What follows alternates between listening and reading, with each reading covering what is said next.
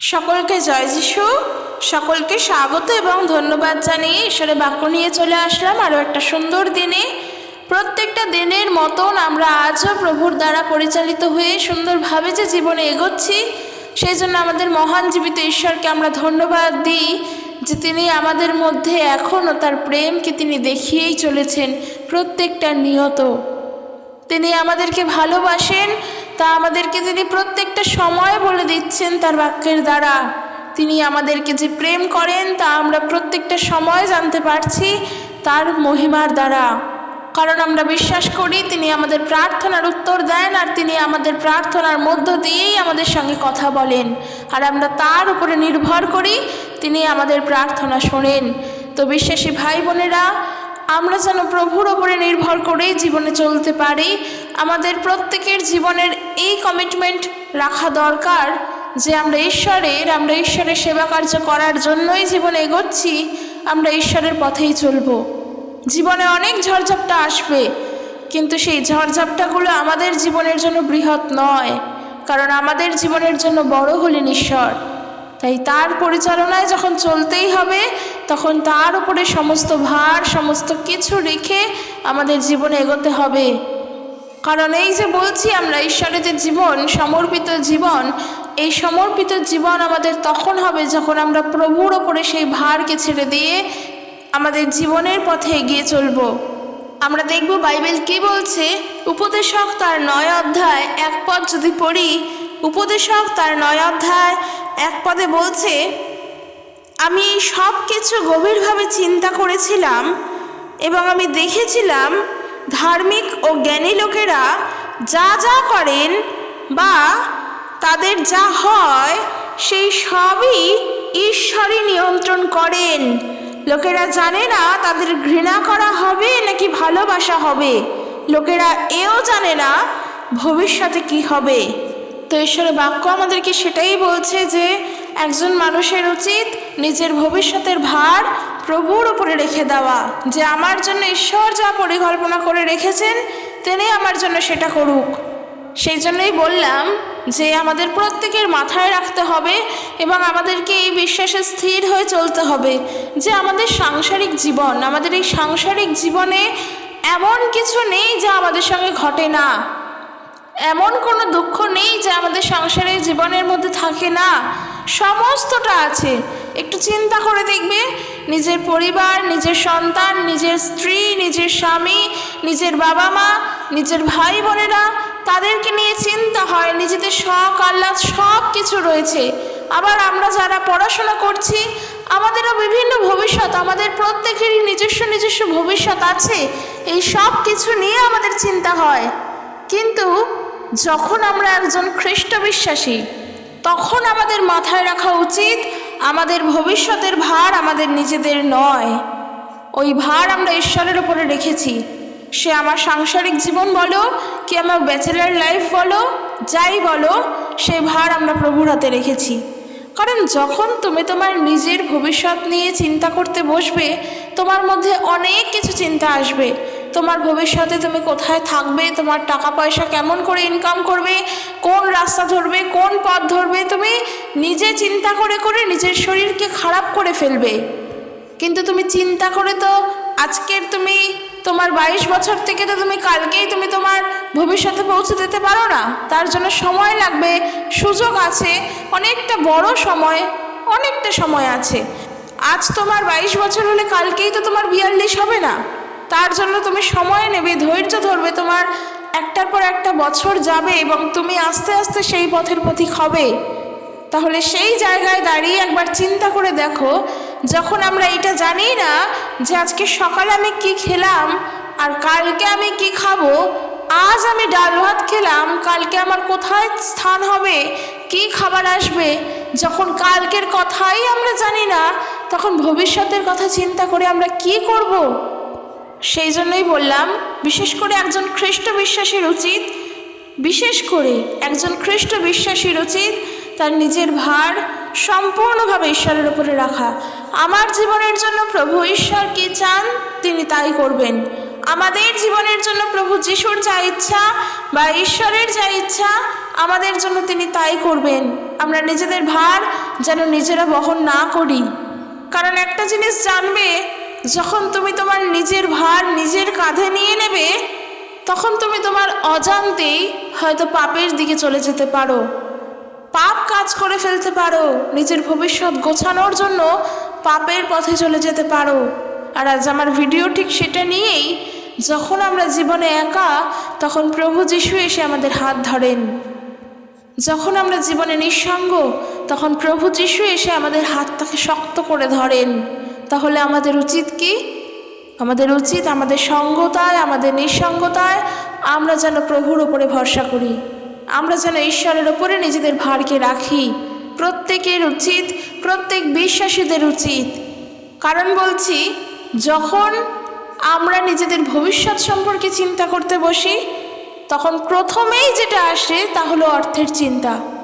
যে টাকা পয়সা যদি আমাদের না থাকে, তাহলে ভবিষ্যৎ গোছাবো কী করে? প্রত্যেকের মধ্যে আসে।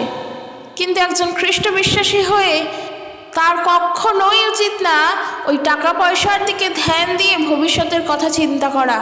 তার উচিত ঈশ্বরের ওপরে নির্ভর করা, ঈশ্বরের বাক্যের ওপরে নির্ভর করা, প্রভু যিশুর ওপরে নির্ভর করা।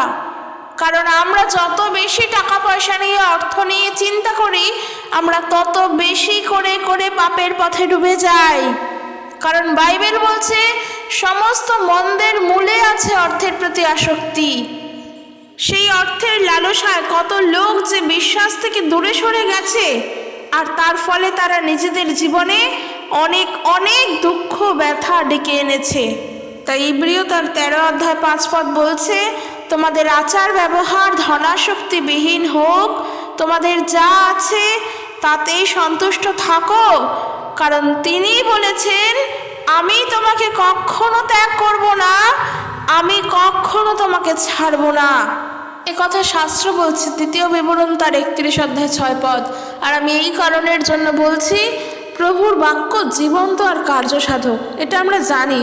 সত্যি যখন আমরা বাইবেল পড়ি আর যখন ঈশ্বরের বাক্য আমাদের জীবনে কাজ করে, যখন সেই বাক্যের দ্বারা আমরা আমাদের জীবনকে মিলিয়ে দেখি, সত্যি ঈশ্বরের বাক্য যে জীবন্ত তা বোঝা যায়। সত্যি প্রভুর গৌরব হোক, তার সেই জীবন্ত খাদ্য তিনি আমাদেরকে দিয়েছেন, এবং আমাদের পড়ার জন্য, সেই খাদ্যকে গ্রহণ করার জন্য তা অতি সহজলভ্যভাবে আমরা পেয়েছি। ঈশ্বরের গৌরব হোক, তিনি আমাদেরকে সাহায্য করছেন বলে। তো আমি এটাই বলতে চাইছি যে যখন আমাদের জীবনে বিভিন্ন জিনিস নিয়ে আমরা চিন্তিত থাকি, বিশেষ করে আমাদের ভবিষ্যৎ নিয়ে, তখন যদি আমরা আমাদের ভবিষ্যতের ওপরে ফোকাস করি এবং আমরা ভবিষ্যতের ওপরে ফোকাস করে সেই পথে দৌড়তে গিয়ে অর্থের প্রতি আসক্তি হয়ে পড়ে অর্থের চিন্তা করতে থাকি, তাহলে জানবে আমরা আস্তে আস্তে প্রভুর প্রতি বিশ্বাস থেকে সরে যাচ্ছি, আমরা পাপের মধ্যে ডুবে যাচ্ছি।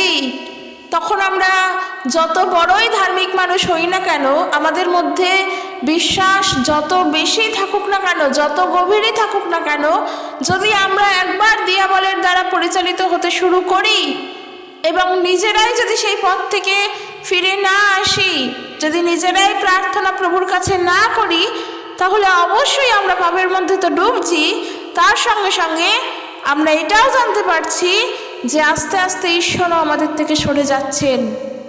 কারণ বাইবেল বলছে, প্রভু বলছেন যে আমি তোমাকে কখনো ত্যাগ করব না, আমি তোমাকে কখনো ছাড়ব না। তাই আমাদের ভয়টা আর কোথায়?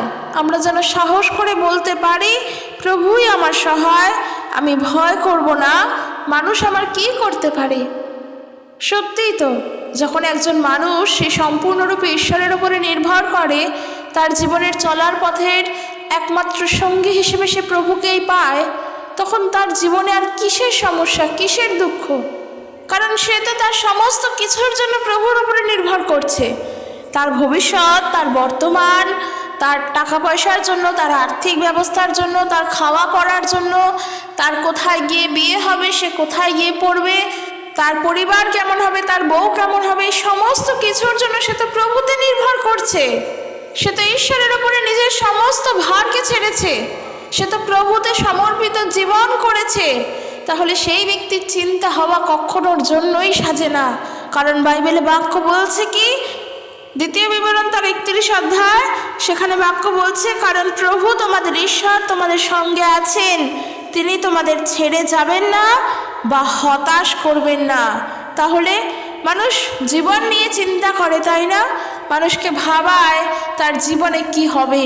সে আজকের যে কাজটা করতে পারলো না, সেই কাজটির জন্য সে নিরাশ হয়ে রয়েছে, সে হতাশ হয়ে রয়েছে, সে হতাশায় ভুগছে, সে চিন্তা করছে, তার নিজেকে নিজের নিঃসঙ্গ বলে মনে হচ্ছে, তার একাকী বলে মনে হচ্ছে। ঠিক সেই সময় এসে প্রভু আমাদের হাত ধরেন। তাহলে আমাদের একজন বিশ্বাসী হয়ে উচিত কি, জীবনে যতই নিঃসঙ্গতা আসুক, জীবনে যতই একাকিত্ব আসুক, আমরা প্রভুর থেকে কেউ সরছি না, আমরা প্রভুর থেকে সরব না। কারণ প্রার্থনার মধ্য দিয়ে আমরা সেই সুযোগ পাই, আমরা প্রার্থনার মধ্য দিয়ে ঈশ্বরের সাথে কথা বলি। এই যে প্রার্থনা করা কিংবা প্রভুর সঙ্গে যোগাযোগ রাখা, এই সুযোগ তো সবাই পায়নি, কিন্তু একজন খ্রিস্ট বিশ্বাসীর আছে এই সুযোগ। আবার এই যে আমরা যদি দেখি পবিত্র আত্মা, তিনি আমাদের সহায় আছেন। পবিত্র আত্মা আমরা পেয়েছি প্রভু যিশুকে বিশ্বাস করে, আর ঈশ্বরের থেকে পাওয়া একটি বিনামূল্যে উপহার পবিত্র আত্মা। কারণ প্রভু যিশু তিনি আমাদের জন্য সেই সহায়কারী আত্মাকে দিয়েছেন। তাহলে আমরা যখন বিপদে পড়ি, আমি একটু উদাহরণস্বরূপ বোঝাই।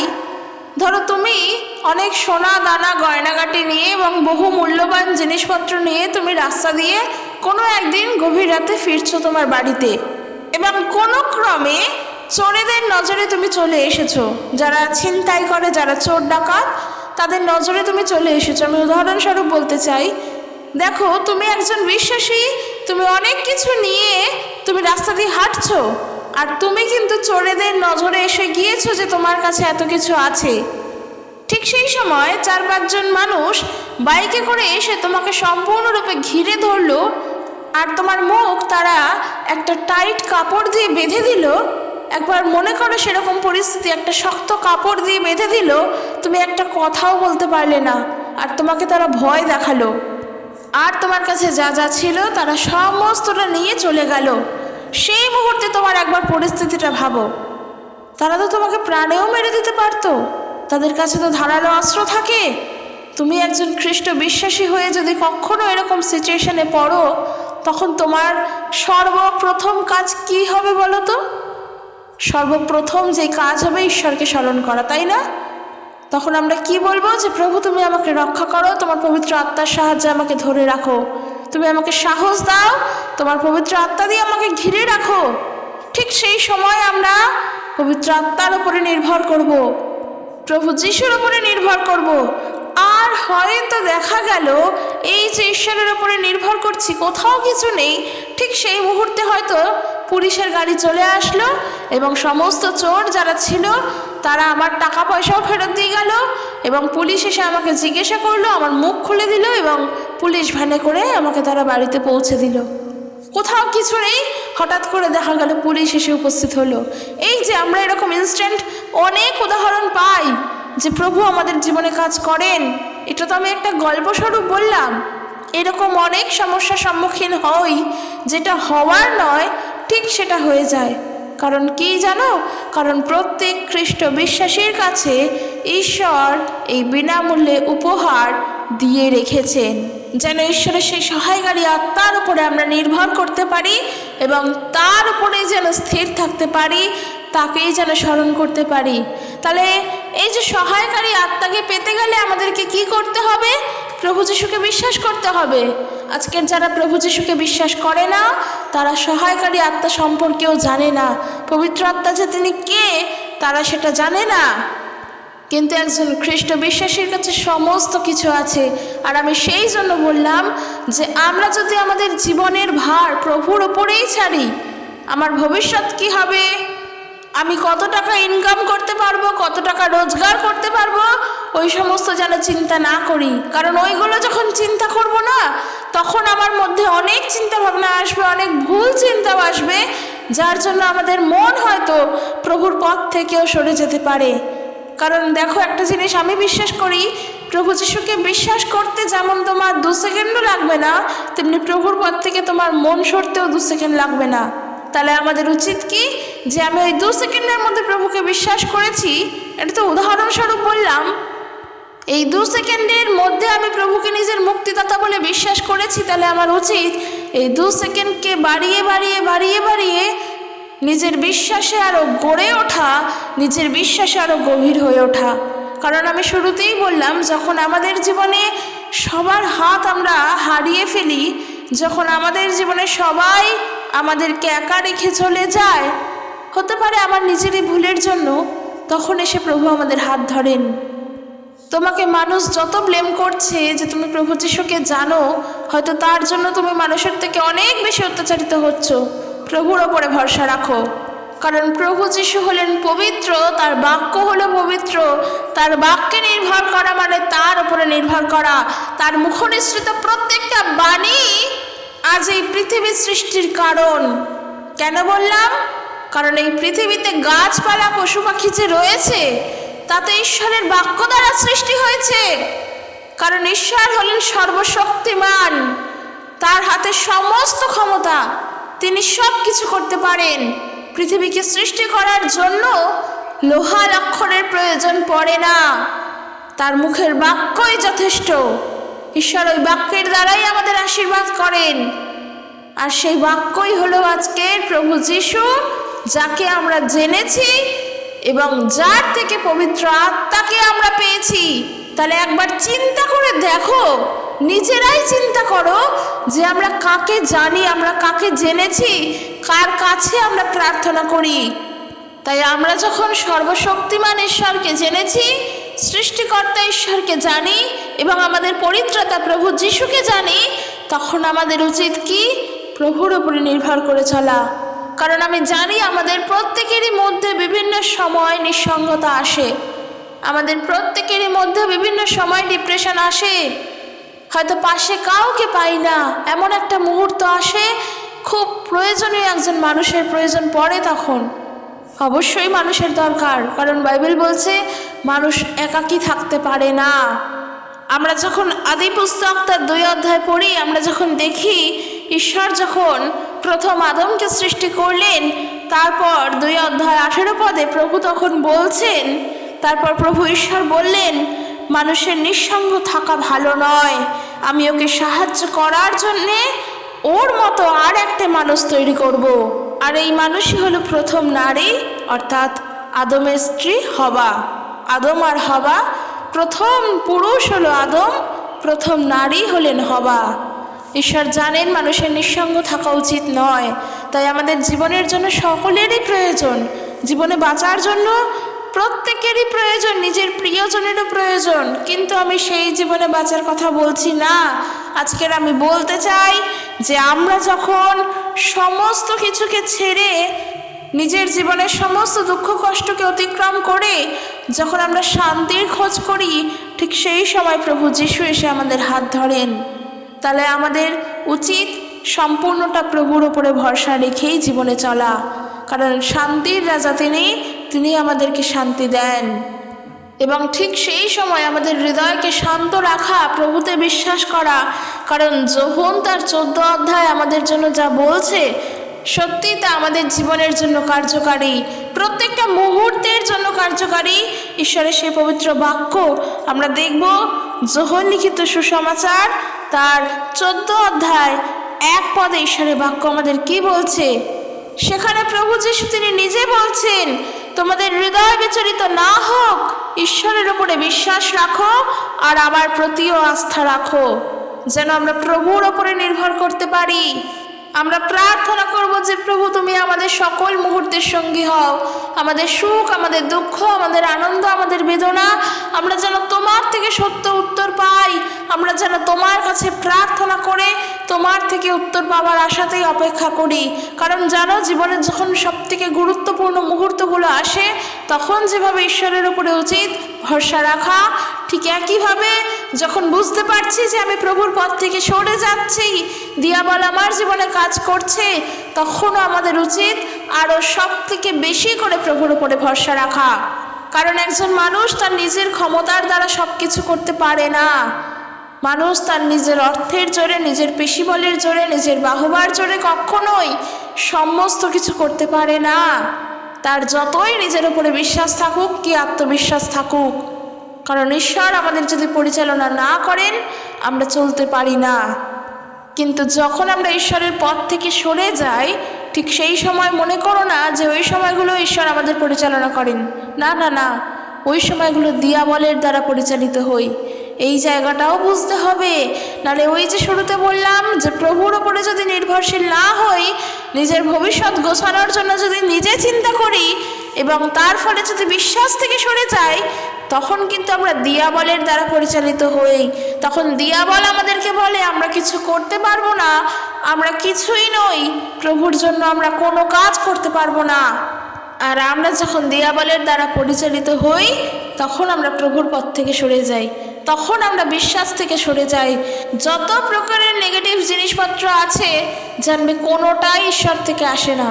সম্পূর্ণ নেগেটিভিটি দিয়াবলকে ঘিরেই। কারণ ঈশ্বর সবসময় আমাদের পজিটিভ রাখেন যেন আমরা তাতে আনন্দ করতে পারি, কিন্তু নেগেটিভ চিন্তাধারা, নেগেটিভ ভাবনা সবটা দিয়াবলের থেকে আসে।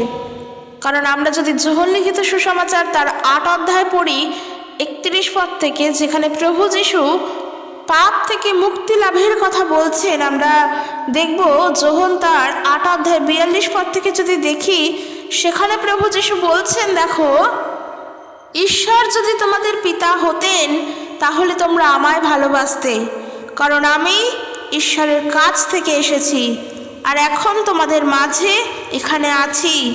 আমি নিজে থেকে আসিনি, ঈশ্বর আমায় পাঠিয়েছেন। আমি যা বলি তোমরা তা বুঝতে পারো না, কারণ তোমরা আমার কথা গ্রহণ করো না।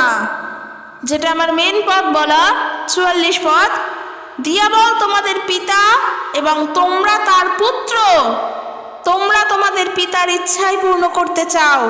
দিয়াবল শুরু থেকেই খুনি আর সত্যের পক্ষে যে কখনো দাঁড়ায়নি, কারণ তার মধ্যে তো সত্যের লেশ মাত্র নেই।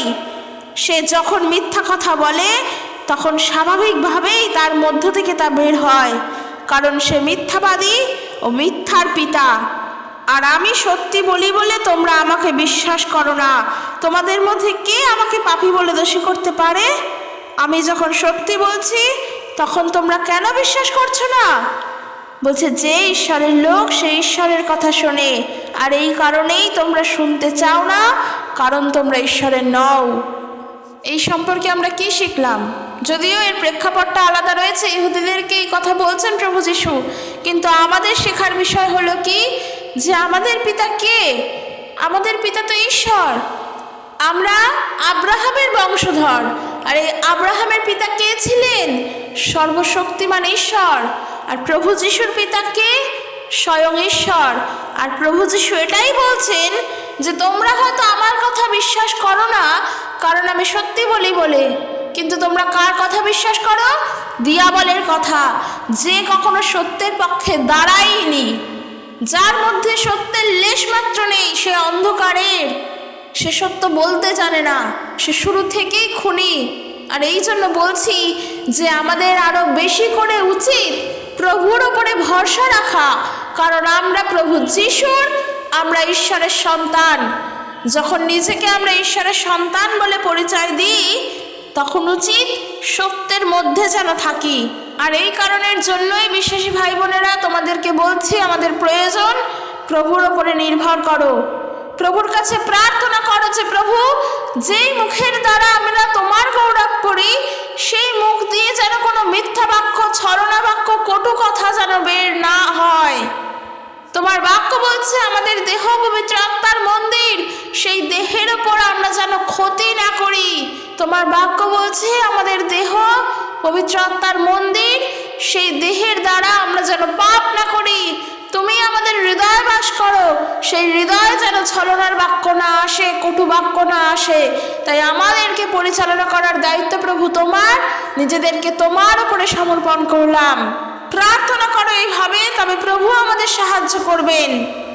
প্রার্থনা করো যেন আমরা প্রভুর বাক্যের দ্বারা চলতে পারি, প্রার্থনা করো যেন আমরা প্রভুর বুদ্ধি দ্বারা পরিচালিত হতে পারি। কোনো দিয়াবলের বুদ্ধি নয়, কোনো মানুষের বুদ্ধি নয়, কোনো নিজের বুদ্ধি নয়, কিন্তু আমরা যেন প্রভুর বুদ্ধি দ্বারা চলতে পারি। কারণ যখন আমরা দিয়াবলের দ্বারা পরিচালিত হই, পাপের মধ্যে থাকি, তখন আমরা পাপের দাসত্ব করি। যখন নিজের চিন্তা সমস্তটা নিজেই করতে শুরু করে দিই, ঈশ্বরকে সাইডে সরিয়ে দিই, তখন আমরা ভুল পথে চালিত হই। যখন আমরা প্রভুর উপরে নির্ভর না করে পাপের মধ্যে দিয়েই জীবন চালাতে থাকি, তখন কিন্তু আমরা পাপের দাসত্বতেই থাকি। তাই জন্য পুত্র যদি আমাদের স্বাধীন করে, তবেই আমরা প্রকৃত স্বাধীন হব। কে এই পুত্র? ঈশ্বরের পুত্র, মানব পুত্র প্রভু যীশু খ্রিস্ট। তিনি আমাদেরকে স্বাধীন করেছেন বলেই আমরা আজকে স্বাধীন, পাপের মধ্যে আর বন্দী নই। তাহলে আমরা কেন জগতের শিক্ষায় চলবো? আমরা কেন জগতের নিয়ম ধরে পালন করে চলবো? কেন আমরা জগতের মতো ঈশ্বরের উপরে নির্ভর না করে নিজের উপরে নির্ভর করব? কারণ বাইবেল আমাদেরকে বলছে প্রভুর উপরে নির্ভর করো, সমস্ত চিন্তা ভাবনার ভার প্রভুর উপরে ফেলিয়া দাও, কারণ তিনি তোমাদের জন্য চিন্তা করেন। তাই আমি প্রত্যেক বিশ্বাসীর উদ্দেশ্যে বলতে চাই, এবং আমি এটা বিশ্বাস করি যে আমরা যদি ঈশ্বরেতে নির্ভর হয়ে চলি, তাকে যদি আমাদের জীবনের কেন্দ্রবিন্দু হিসেবে রাখি, যে আমরা যা করব তার ইচ্ছাতে করব, আমরা তাকে ঘিরেই সমস্তটা করব, দেখবে জীবনটা অনেক সুন্দর হবে। প্রার্থনায় জীবন কাটানো, এই যে প্রার্থনার মধ্য দিয়ে ঈশ্বরের সঙ্গে কথা বলা, এই সুযোগ সবার হাতে নেই। এই সুযোগ বিশ্বাসীদের হাতে আছে, খ্রিস্ট বিশ্বাসীদের হাতে আছে। প্রার্থনার মধ্য দিয়ে ঈশ্বরের সাথে কথা বলতে হয়। প্রার্থনা করা মানে তো কোনো মন্ত্র উচ্চারণ করা নয় যে মন্ত্র পড়বো আর আমার কথা কেউ শুনবে না, একেবারের জন্য নয়। প্রার্থনা করা হলো প্রভুর সঙ্গে কথোপকথন করা, প্রার্থনা করে নিজেকে শান্ত রাখা, নিজেকে স্থিরতায় রাখা, যে প্রভু তুমি আমার জন্য যা চাও প্রভু তুমি তাই করো। আমরা যেন প্রার্থনা করতে পারি এইভাবে। তো আমি বিশ্বাস করি তোমরা প্রভুর উপরে নির্ভরশীল, তোমরা প্রভুর উপরেই নির্ভর করে জীবনে বেঁচে রয়েছো। জীবনের সমস্ত দুঃখ সুখ আমরা প্রভুতে রেখেছি, তাই তিনি যেভাবে চালাবেন আমরা সেভাবে চলতে চাই। তো আমি একটি ছোট্ট প্রার্থনা করতে চাই সকলের উদ্দেশ্যে। আসো আমরা প্রার্থনা করি যে এরকম অবস্থায় যেমনই থাকি আমরা একটি বারের জন্য নত হই এবং চোখ বন্ধ করে প্রার্থনা করি প্রভুর কাছে। সর্বশক্তিমান ঈশ্বর প্রভু, তোমাকে ধন্যবাদ দিই, তোমার গৌরব, তোমার প্রশংসা করি, তোমার মহিমা গান করি, তোমাকে ধন্যবাদ দিই। সুন্দর সুযোগ তুমি দিয়েছো পিতা। আমরা নিজেদের জন্য প্রার্থনা করছি পিতা, তুমি আমাদের প্রার্থনা শোনো, তুমি আমাদের প্রার্থনা গ্রহণ করো প্রভু। আমরা তোমার উপরে নির্ভর করে যেন চলতে পারি, কারণ তোমার বাক্য আমাদের জন্য শ্রেষ্ঠ প্রভু। আমাদের জীবনের চলার পথের সঙ্গী তোমার এই বাক্য, তোমার এই বাক্যের দ্বারা আমাদেরকে চলতে তুমি সাহায্য করো। তোমার এই বাক্যের উপরে নির্ভর করেই যেন জীবনে এগিয়ে চলতে পারে প্রভু, কারণ আমাদের পিতা তুমি, তোমার বুদ্ধি দ্বারা চলতে চাই প্রভু। আমরা তোমার কাছে চোখের জল ফেলি, আমরা তোমার উপরে নির্ভর করি। আমাদেরকে সত্যের পথে চালনা করো প্রভু। তুমি আমাদের ইচ্ছা সকলকে নয়, তুমি তোমার ইচ্ছা সকলকে আমাদের জীবনের জন্য দাও প্রভু। আমরা তোমাতে নির্ভর করি, আমাদের হৃদয়কে তুমি শান্ত করো। সমস্ত কিছুর ভার প্রভু তোমার উপরে রেখে দিয়ে, তোমার উপরে ফেলে দিয়ে আমরা আনন্দে জীবন কাটাতে চাই। এই সুন্দর দিনগুলোতে আমরা তোমার উপরে নির্ভর করে অনেক সুখের মধ্যে দিয়ে জীবন কাটাতে চাই, কিন্তু যখন সমস্ত কিছুর জন্য আমরা নিজেরা চিন্তা করি, আমরা সেই আনন্দকে হারিয়ে ফেলি, আমরা সেই সুখকে হারিয়ে ফেলি, তোমার সেই পবিত্র সুন্দর সময়কে আমরা হারিয়ে ফেলি প্রভু। দিয়াবলের দ্বারা যেন পরিচালিত না হই, দিয়াবল যেন কাজ করতে না পারে, তার জন্য আমরা প্রার্থনা করি যেন আমরা তোমার দ্বারা পরিচালিত হই। তুমি আমাদেরকে সাহায্য করো। আমরা বিশ্বাস করি তুমি আমাদের সমস্ত প্রার্থনা শোনো আর তুমি আমাদেরকে সাহায্য করবে, কারণ আমরা তোমার উপরে নির্ভর করছি। তোমার বাক্য বলছে কি? তোমার বাক্য বলে যে কেহ তোমাতে বিশ্বাস করে সে বিনষ্ট হয় না, কিন্তু অনন্ত জীবন পায়। হ্যাঁ প্রভু, আমরা তোমাকে বিশ্বাস করি। তোমার উপরেই আমাদের সমস্ত ভার ছেড়েছি, তোমাতে বিশ্বাস করি, তোমার কাছে চোখের জল ফেলি। তুমি আমাদের চোখের জল দেখো। আমাদের পিতা তুমি সত্যের পিতা, তুমি অনুগ্রহের পিতা, তুমি সর্বশক্তিমান ঈশ্বর। আমরা দিয়াবলের নই, দিয়াবলকে আমরা ঘৃণা করি, কারণ আমরা তোমাকে প্রেম করি। তাই দিয়াবলের সমস্ত কার্য হইতে তুমি আমাদের রক্ষা করো, যেন তোমার উপরে সমস্ত ভার ছেড়ে দিয়ে যেন তোমার উপরে নির্ভর করেই জীবনে এগিয়ে চলতে পারি।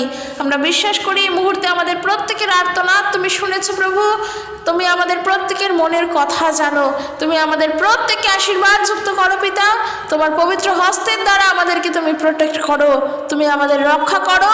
তোমার উপরে যেন নির্ভর করতে পারি। এই প্রার্থনা, এই ক্ষুদ্র প্রার্থনা ত্রাণকর্তা মুক্তিদাতা নাসরতীয় প্রভু যিশুর নামেতে চাই। দয়া করে শ্রবণ এবং গ্রাহ্য করো। আমেন।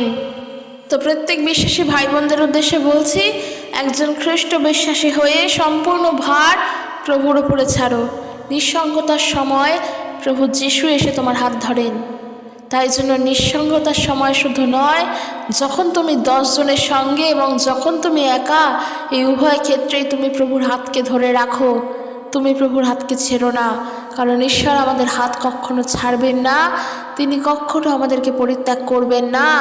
এই কথা আমরা বাক্য থেকে দেখি। তিনি আমাদের মুখকে নিরাশ করেন না। যে আমরা একটা জিনিস চাইলাম প্রভু দেবেন না, আর 10 জনের কাছে আমরা নিজেদের জন্য লজ্জিত না। তার জন্য নিজে পবিত্রভাবে চলো, সব ভার ঈশ্বরের উপরে ছেড়ে দাও, প্রভুতে চলো, প্রার্থনা করো।